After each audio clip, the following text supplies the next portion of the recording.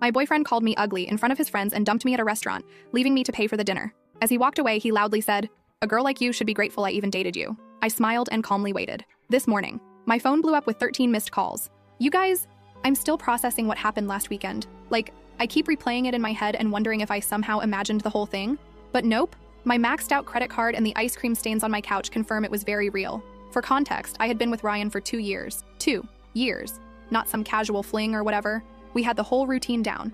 Netflix marathons on Sundays, awkward holiday dinners with both families, even that weird couples yoga class he insisted on trying, which we both sucked at, TBH. Things weren't perfect between us. Are they ever? But I thought we were solid. We had talked about maybe moving in together this summer. He had these little annoying habits, leaving his socks literally everywhere, texting during movies, and making these helpful comments about my appearance. Stuff like, "That shirt makes your arms look bigger," or, "Have you thought about trying a different hairstyle?" I always brushed it off as him being honest. Past me was such a doormat. So last Friday, Ryan texted me about this dinner with some work friends. He's never really included me in his work life before, always saying it wasn't professional or whatever. So I was actually excited. I even went shopping for a new outfit, RIP my budget, and spent forever getting ready. I'm talking full YouTube makeup tutorial, the fancy straightener I only use for special occasions, the works. I get to this super expensive restaurant downtown, the kind with tiny portions and no prices on the menu. Red flag number 1. Ryan's already there with 2 guys he works with, Leonard and Pablo. The moment I walk up, there's this weird vibe. Ryan barely acknowledges me. Just this half stand from his chair and a quick "you're late." I was literally 2 minutes late because parking was impossible. I sit down and he looks at my outfit and goes, "Oh, you wore that?" Not quietly either. His friends exchange this look and I immediately feel my face getting hot. For the record, I was wearing a dark blue dress that I thought looked nice, nothing crazy or inappropriate. I try to laugh it off is there a dress code I missed? But he just shrugs and says they already ordered appetizers. Cool. The next hour is basically Ryan talking about work stuff I don't understand while his friends nod along. Whenever I try to join the conversation, Ryan either talks over me or explains why I'm wrong about whatever I just said. At one point, I mentioned something about a customer at my store, and Ryan interrupts with, "She doesn't really get how things work in the real business world with this dismissive wave. Retail isn't a real job? I've been a manager for 3 years." I'm sitting there getting more uncomfortable, wondering if Ryan's always been this condescending and I just never noticed, or if he's showing off for his friends. Either way, not a great look. Then Leonard asks how we met, and I start telling the story about how his coworker Vanessa is my best friend and introduced us. Ryan cuts me off mid-sentence and says, "Yeah, Vanessa felt bad for her. I was doing a favor, really." Then laughs. You guys. My stomach literally dropped. That's not even close to how it happened. Vanessa had actually warned me about Ryan's ego before setting us up, but said he was a good guy underneath it all. Spoiler alert, he wasn't. I excuse myself to the bathroom, mostly so I don't cry in front of them. I'm in the stall texting Vanessa "UTF is happening?" when I get a notification that Ryan just tagged himself at this restaurant on Instagram with boys' night out. I'm not even there. Vanessa calls me immediately, but I send her to voicemail because I don't want the guys to hear me crying. I splash some water on my face, fix my makeup, and give myself this sad little pep talk in the mirror about getting through dinner with dignity. When I get back to the table, they're all laughing about something, but stop abruptly when I sit down. Awesome. The waiter brings our main courses, and Ryan keeps making these jokes about my food choice. I ordered pasta, one of the less expensive options because I was already worried about the bill, and he keeps saying stuff like carb loading for a marathon, and that's a bold choice for someone with your body type. Each comment feels like a little paper cut, and they're adding up fast. At this point, I'm barely eating, just pushing food around my plate and counting the minutes until I can leave. Then Pablo asks Ryan about some presentation, and Ryan launches into this whole story about how his boss loved his ideas, and he's basically running the whole project now. Something clicks in my brain. The week before, Ryan had been stressing about this same presentation, saying his portion was only 5 minutes and he was nervous. Now suddenly he's the star? It's like he's living in some alternate universe where he's the main character. Then the bill comes. The waiter sets it on the table, and Ryan picks it up, looks at it for a second, then slides it over to me. I think he's just showing me the total. But then he says, and I will never forget this, "You know what? I don't think this is working." I stare at him, waiting for the punchline. There isn't one. "I've been trying to make this work, but I'm just not attracted to you anymore. I think we should break up." In the middle of a restaurant, in front of his friends, after 2 years together. Who does that? I'm completely blindsided. Are you serious right now? This is how you want to do this? He stands up, grabs his jacket, and says, I still get a knot in my stomach thinking about it. "A girl like you should be grateful I even dated you this long. You're not exactly a prize." Then he and his friends just left. They all walked out together, laughing, leaving me sitting there with a $347 bill for all their stupid Wagyu appetizers and fancy cocktails. The waiter came over with this look of pity that made everything 1,000 times worse. I paid the bill with my credit card, which I'm still paying off from Christmas, yay, and somehow made it to my car without completely falling apart. I called Vanessa from the parking lot sobbing so hard she couldn't understand me at first. She came straight to my apartment with a pint of Ben & Jerry's and a bottle of wine. The real MVP. Between ugly crying and stress eating cookie dough, I told her everything. She was livid. Like, I had to talk her out of driving to Ryan's place and causing a scene. That's when she got weird. She kept asking questions about what Ryan had said about work, the project he mentioned, his role in the company. Finally, she was like, "Sabrina, I don't know how to tell you this, but Ryan isn't who he says he is at work." Turns out, Ryan isn't some hotshot marketing guy about to get promoted. He's an assistant who makes coffee runs and schedules meetings. All those business trips? Complete fabrications. The big presentation? He was just doing the slides for the actual team. The fancy title on his LinkedIn? Total fiction. I felt like such an idiot. For 2 years, this guy had been lying about basically everything, and I never questioned it. What else had he been lying about? That night after Vanessa left, I went into full detective mode. I scrolled back through our text history, our photos, everything. So many inconsistencies I'd missed. Comments about money that didn't add up. Times he had to work late, but his location showed him across town. I couldn't sleep. I kept replaying that moment in the restaurant, how small he made me feel, how humiliated I was. At like 3 a.m., I get a text from a number I don't recognize. "Hey, it's Cody from Ryan's office. Vanessa gave me your number. There's some stuff you should know." That's when things got really interesting. First update. First, thank you all so much for the supportive comments on my last post. I literally cried reading some of them, in a good way. A lot of you asked for an update, so here's what happened next in this absolutely wild situation. So after finding out from Cody, who works with Ryan, that my boyfriend of 2 years had basically been living in a fantasy world of his own creation, I spent the next few days in that gross post-breakup fog. You know the one, where you're alternating between crying into a pint of ice cream and angrily scrolling through old photos wondering if any of it was real. My apartment looked like a disaster zone. Dishes piled up, laundry everywhere, and approximately 7 empty DoorDash bags because cooking felt impossible. The worst part was that I kept having these moments where I'd think of something funny to text Ryan, then remember what happened, and it was like being dumped all over again. My brain was literally stuck in a loop of, did that actually happen? And how did I not see this coming? I'd also been avoiding social media because I just knew Ryan would post something annoying. But Wednesday morning, I finally caved and checked Instagram. Sure enough, there was Ryan with some gym selfie captioned, "Level up, know your worth." The audacity. I nearly threw my phone across the room. Vanessa came over that evening with takeout and found me wrapped in my comforter like a sad burrito. She's been amazing through this whole thing, making sure I eat actual food, listening to me rant about the same things over and over, and not once saying, "I told you so," even though she had her suspicions about Ryan from the beginning. While we were eating, Vanessa showed me her texts with Cody. Apparently, they'd been talking a lot, and he had tea to spill. According to Cody, Ryan had been telling everyone at work that he dumped me because I was clingy and always talking about marriage. What? I was not the one who made a Pinterest board called Future Home Ideas. Yes, Ryan actually had one of these, which he claimed was research for some work project. Then Cody dropped the real bombshell. Ryan wasn't just lying about his job title. He was currently on probation for taking credit for other people's work and might actually get fired soon. All those late nights working, he was frantically trying to fix mistakes before anyone noticed. Those business trips? Complete fiction. I was still processing all this when my phone rang. It was Tina, Ryan's mom. I almost didn't answer. Awkward, but figured I should be an adult about this. Tina has always been super sweet to me, like, remembers my birthday and actually asks questions about my life, kind of sweet. She sounded concerned and asked if everything was okay between me and Ryan. Apparently, he told his family we had a little fight, but everything was fine. A little fight? The man publicly humiliated me, dumped me in front of his friends, and stuck me with a massive bill. I tried to keep it vague, saying we were taking some space because I didn't want to put her in the middle. Then she mentioned Ryan's birthday dinner on Saturday and how the whole family was looking forward to seeing me there. You guys, I nearly choked on my lo mein. Ryan had told his family we were still together, and that I was coming to his birthday dinner. The dinner was at his parents' house, and apparently, he'd told them we had big news to share. After hanging up, I sat there in shock while Vanessa looked at me like I'd grown a second head. She was like, is he delusional or just a pathological liar? Honestly, I was wondering the same thing. That's when we came up with the plan. I wasn't going to just ghost his family. They'd always been kind to me, and they deserved to know what kind of person Ryan really was.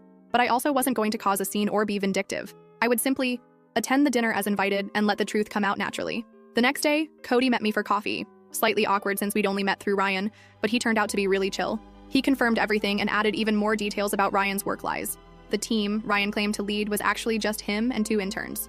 The big presentation he was in charge of last month, he was just operating the slideshow while his boss presented. Cody seemed genuinely upset on my behalf, saying he'd always thought Ryan's stories about me seemed off. Apparently, Ryan would come to work complaining that I was high maintenance, when in reality I was paying for most of our dates toward the end, because Ryan claimed to be between paychecks, which I now realized probably meant he was terrible with money. Midway through our conversation, Cody got a text from their boss asking if he could come in Saturday evening to help with some emergency project. Cody was bummed because he'd had plans, but then I had an idea. What if Cody needed to drop something off at Ryan's parents' house during the birthday dinner? The timing would be perfect. As we were figuring out the details, my phone buzzed with a text from Ryan, first one since the restaurant disaster. It just said, "We need to talk about what happened." I might have overreacted. Might have? I showed Cody. and he nearly spit out his coffee. Overreacted is when you get annoyed about someone being late, not when you publicly humiliate your girlfriend of 2 years and stick her with a $300 bill. I didn't respond. Let him sweat. The next 2 days were a blur of preparation. I wasn't going to this dinner unprepared. I dug through old texts, finding all the lies, dates when he claimed to be at work conferences that didn't exist, stories about coworkers that Cody confirmed were fabricated, even photos Ryan had posted of himself at work events that were actually just downloaded from the company website. Friday night, Vanessa came over to help me pick an outfit. Not gonna lie, part of me wanted to show up looking amazing just to spite him, but we decided the best approach was to look nice, but not like I was trying too hard. We settled on a simple black dress that Ryan once said made me look average, which now I realize was his weird neg attempt because I got compliments whenever I wore it. I barely slept Friday night. What if this backfired? What if his family took his side? What if I froze up and couldn't go through with it? By Saturday morning, I had chewed my nails down to nothing and gone through about 17 different scenarios in my head. Around noon, Ryan texted again, "Looking forward to seeing you tonight. Wear something nice. My parents are excited." I didn't respond to that either. Let him think whatever he wanted. I spent the afternoon getting ready with a weird mix of dread and anticipation. Vanessa helped me with my hair and gave me a pep talk when I started to lose my nerve. At 5:30, I got in my car and headed to his parents' house. I had to pull over once because my hands were shaking too much to drive safely. I sat there for a minute, doing those breathing exercises from that meditation app I downloaded months ago, but never actually used. What was I doing? Was this crazy? Maybe I should just block Ryan on everything and move on with my life like a normal person? But then I thought about him sitting there at his birthday dinner, probably telling everyone some fake version of our relationship, maybe even making himself the victim somehow. And my resolve hardened. I pulled up to his parents' house at 6:15, fashionably late, which I knew would annoy Ryan. There were several cars already in the driveway. Looked like the whole family was there. I checked my makeup in the rearview mirror, took one last deep breath, and walked to the door. Ryan's dad opened it with a big smile and a hug, ushering me inside. The house smelled like Tina's famous pot roast, and for a second I felt a pang of sadness. I genuinely liked Ryan's family, and this would probably be the last time I'd see them. I rounded the corner into the living room, and there was Ryan, drink in hand, mid-laugh at something his cousin said. He froze when he saw me, clearly not expecting me to actually show up, despite what he'd told his family. The look on his face was, well, priceless TBH. For a split second, panic flashed across his features before he composed himself and came over with this fake smile. He gave me a stiff hug and whispered, "You actually came. We need to talk privately." I just smiled and said loud enough for everyone to hear that I wouldn't miss his birthday for anything, especially since he'd been telling everyone we had big news to share. The color drained from his face. Tina clapped her hands excitedly and asked if this was what she thought it was. Ryan's sister gave me a knowing look.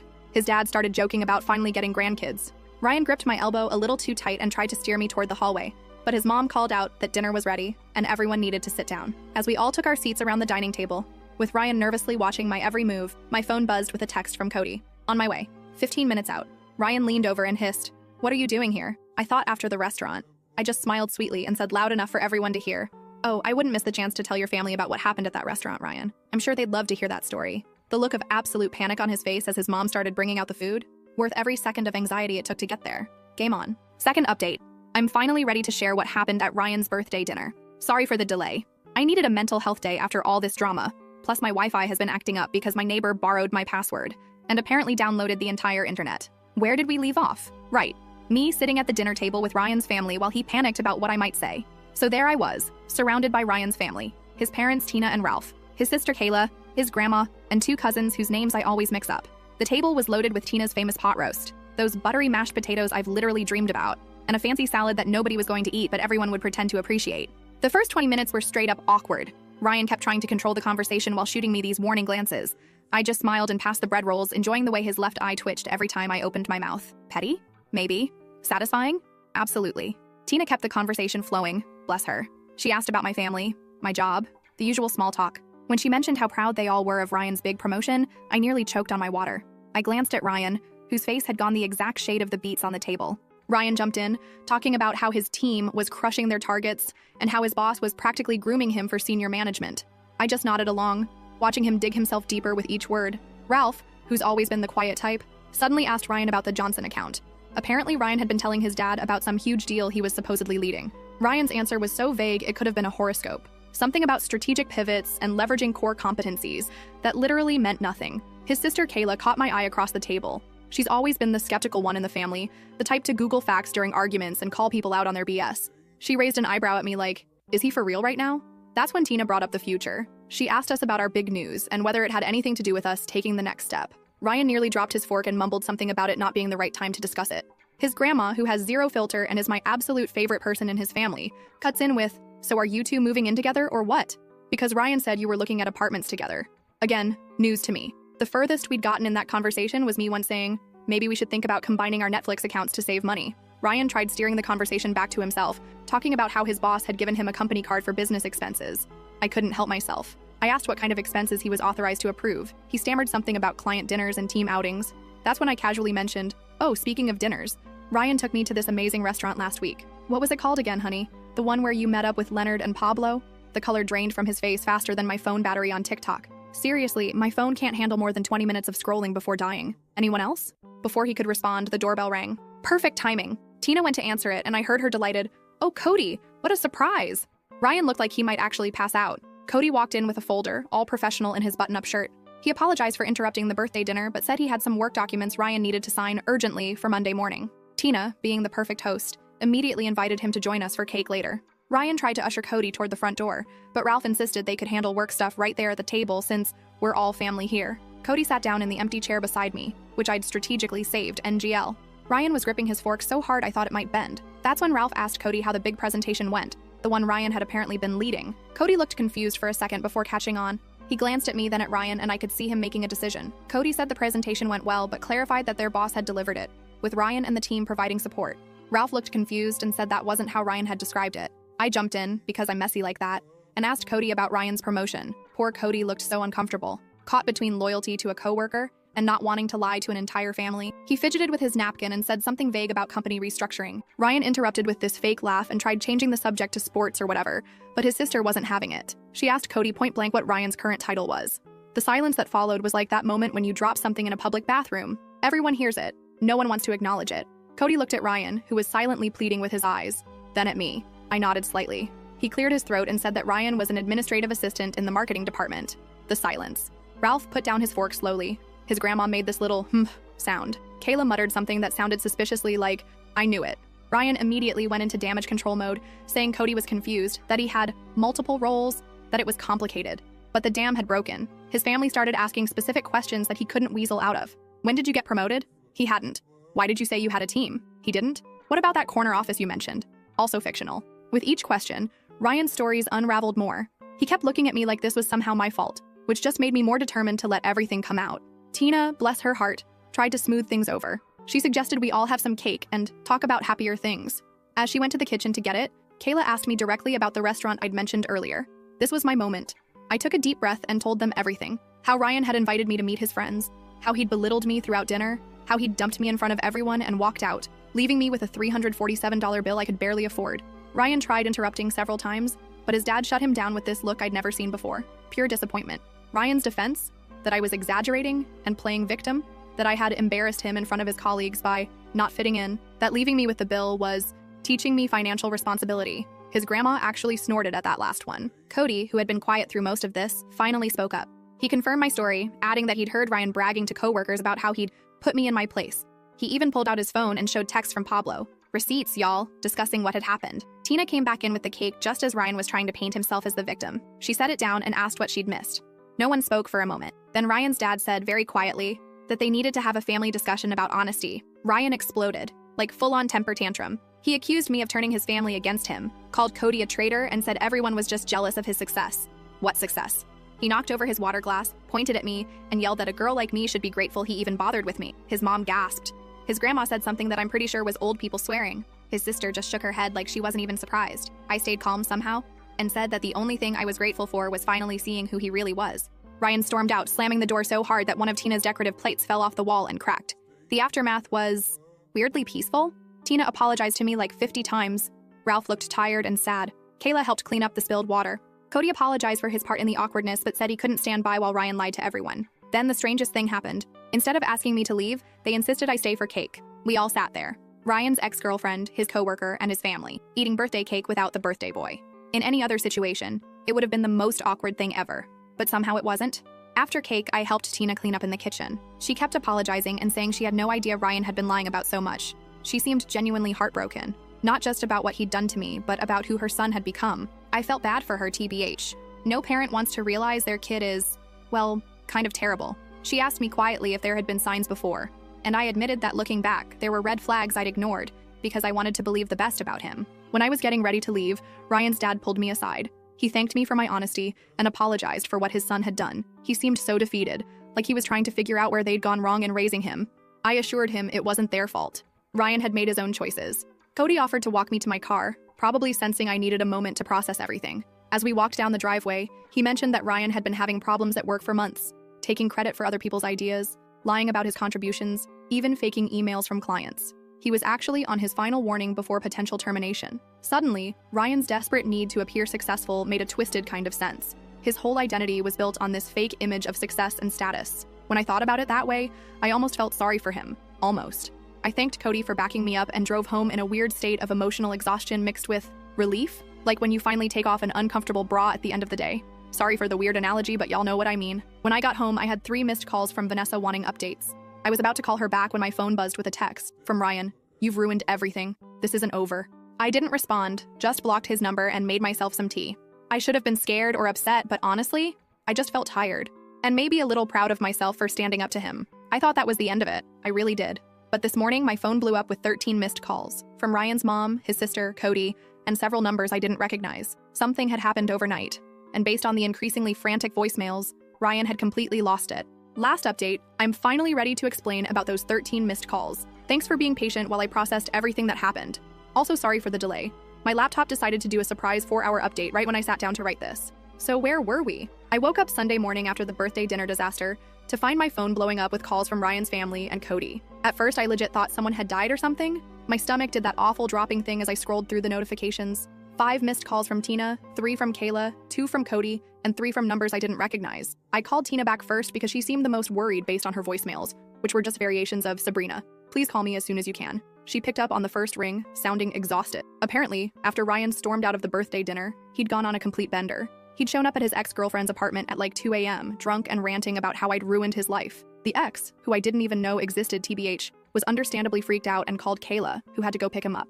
But that wasn't all. Ryan had also spent the night sending unhinged messages to practically everyone we knew. He'd texted Cody threatening to ruin him at work. LOL, good luck with that when you're about to get fired. He'd posted this long, rambling status on Facebook about how he was surrounded by snakes and people would regret betraying him. Most concerning was that he'd posted my address in a private message to his friend Pablo, saying he was going to make me pay for humiliating him. Pablo, who apparently has some moral compass, immediately called Tina and forwarded the message, which is why she was trying so desperately to reach me. I was sitting on my couch in my ratty old pajamas, hair still in yesterday's messy bun, trying to process all this information while Tina apologized approximately 50 times for her son's behavior.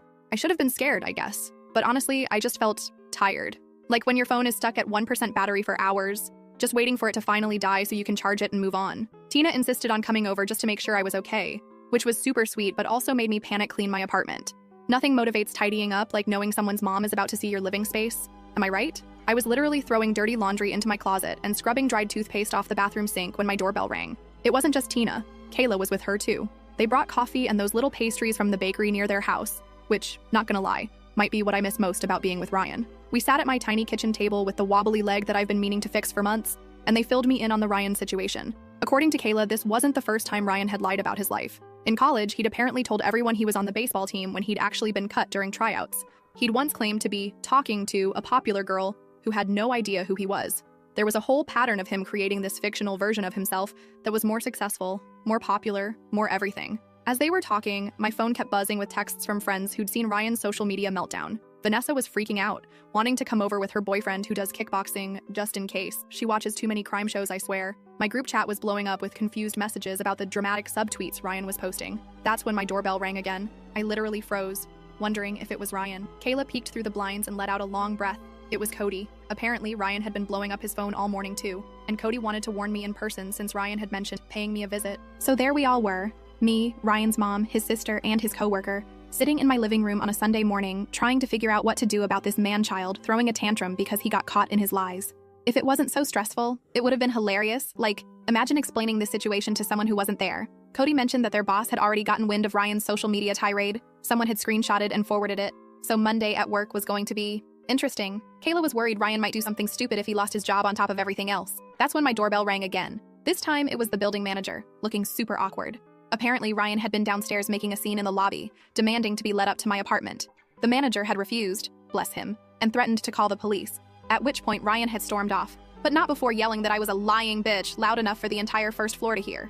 Tina looked devastated. She kept apologizing and saying she didn't know where they went wrong with him. I felt terrible for her. Imagine realizing your adult son is basically a walking red flag. Kayla was more practical, suggesting I document everything just in case Ryan's behavior escalated. We were all sitting there trying to figure out what to do when my phone buzzed with a notification. Ryan had tagged me in an Instagram story. Against my better judgment and everyone in the room telling me not to look, I opened it. It was a photo of me from early in our relationship, sleeping on his couch with my mouth open, captioned, "Miss Perfect who ruined my birthday isn't so perfect. A girl like you should be grateful anyone took pictures of you at all." Like, that was his big revenge? A slightly unflattering photo from 2 years ago? I actually laughed out loud, which wasn't the reaction Tina was expecting. But honestly, if that was the worst he could do, I was going to be fine. Just as we were discussing next steps, there was a loud pounding on my door. We all jumped. Then we heard Ryan's voice, slurring slightly. "I know you're in there. Open the door." Cody immediately stood up like he was going to confront Ryan, which was sweet, but unnecessary. I was already calling the building security guard, perks of a slightly more expensive apartment building. Ryan kept pounding and yelling, and I could hear my neighbor's door open as she came out to see what the commotion was about. By the time security arrived, Ryan had moved on to kicking the door. The security guard didn't mess around. He told Ryan to leave or he'd call the police. There was some back and forth that I couldn't quite make out, then silence. The guard knocked gently and let me know Ryan had left the building but was still in the parking lot, possibly waiting. Tina was mortified. She insisted on going down to deal with her son herself. And honestly, I was happy to let her. She was so upset that Ralph, Ryan's dad, had to come pick them both up. The whole situation was just sad. After they left, Cody and I sat on my couch in stunned silence for a bit. He finally broke it by asking if I had any alcohol, which felt like the appropriate response to the morning we'd had. We split a bottle of wine I'd been saving for a special occasion, and this definitely counted. By the time Cody left, it was late afternoon, and I was emotionally exhausted. Vanessa came over and stayed the night, just in case Ryan decided to make a return appearance. He didn't, thankfully. We ordered pizza, watched bad reality TV, and tried to process the absolute soap opera my life had become. The next few weeks were, well, an adjustment.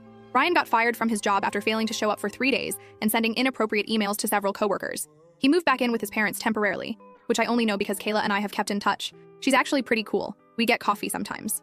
Ryan tried to contact me a few more times, leaving voicemails that ranged from angry to tearful to weirdly nostalgic. I saved them all just in case, but never responded.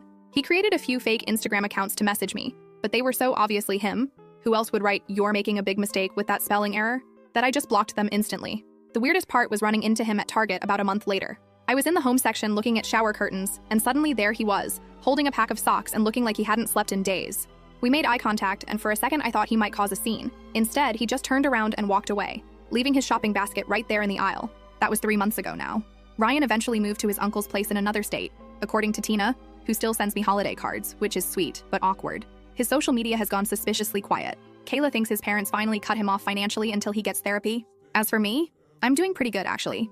My apartment finally feels like mine again, now that I've rearranged the furniture and replaced the stuff that reminded me of Ryan. The strangest outcome of all this might be my unexpected friendship with Cody. We're not dating or anything, though Vanessa keeps trying to make that happen, but we grab lunch sometimes and text about stupid TikTok videos.